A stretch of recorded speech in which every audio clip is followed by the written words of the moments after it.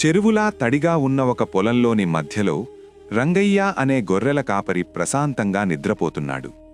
అతనికి అది ఒక సాధారణ రోజు మాత్రమే. కాని ఏదో అసాధారణం జరగబోతోంది. అచాత్తుగా ఆకాశం నుంచి ఒక భారీ గద్ద దూసుకొచ్చింది.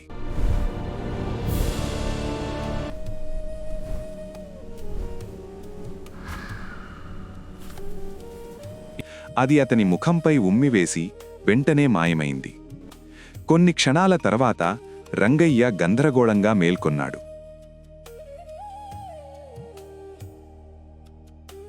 ఏంటి ఇదేమిటి? అతను దగ్గరలో ఉన్న వాగులో తన ముఖం కడిగాడు. కాని ఏదో అప్పటికే మారిపోయింది. ఈరోజు ఈ గడ్డి రుచిగా లేదు. రంగయ్య చుట్టూ చూశాడు, కాని అక్కడ ఎవరూ లేరు. నిన్నటి పొలం చాలా బాగుంది. మరో స్వరం వినిపించింది. అతను మెల్లగా దానివైపు నడిచాడు. అతను చూసింది అతన్ని ఆశ్చర్యానికి గురిచేసింది. అవును, నాకు తెలుసు కదా.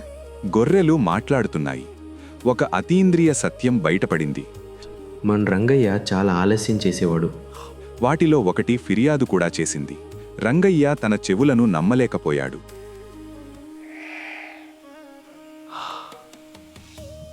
ఇదెలా సాధ్యం?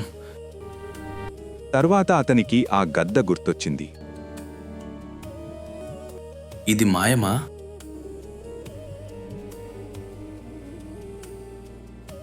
జాగ్రత్తగా ఉండండి, మన రహస్యం బయటపడకూడదు. ఏ రహస్యం? ఈ భూమి కింద ఒక ఖజానా ఉంది. రంగయ్య గుండె బలంగా కొట్టుకోవడం ప్రారంభించింది.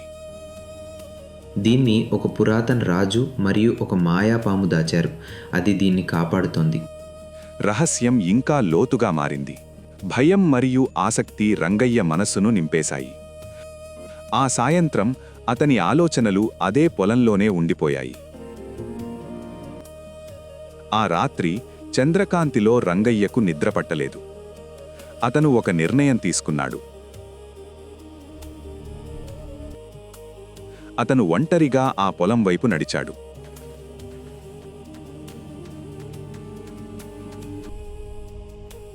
ప్రతి అడుగు అతన్ని తెలియని దిశలోకి దగ్గర చేసింది. అతను ఆ ప్రదేశంలో తవ్వడం ప్రారంభించాడు.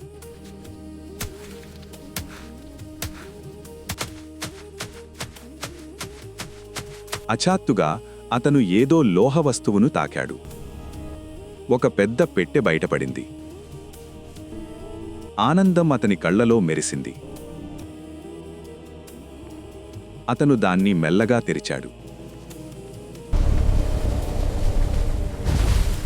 కాని ఒక్కసారిగా నేల కంపించింది. ఒక భారీ పాము బయటకొచ్చింది. రంగయ్య భయంతో వెనక్కి అడుగు వేశాడు. నువ్వు ఈ ఖజానాను ఎందుకు తవ్వుతున్నావు? రక్షకుడు చివరకు మాట్లాడాడు. నేను దొంగను కాదు. ఇది నాకు యాదృచ్ఛికంగా దొరికింది. అతను నిజాయితీగా మాట్లాడాడు. ఆ పాము అతని కళ్లలో లోతుగా చూసింది.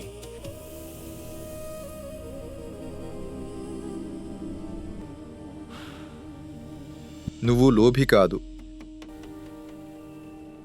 నిజం గుర్తించబడింది. ఈ ఖజానా ఒక మంచి మనిషికే చెందింది. దీనిని మీ గ్రామం కోసం ఉపయోగించు. ఒక ఉద్దేశ్యం బయటపడింది. అంతే, ఆ పాము మాయమైంది.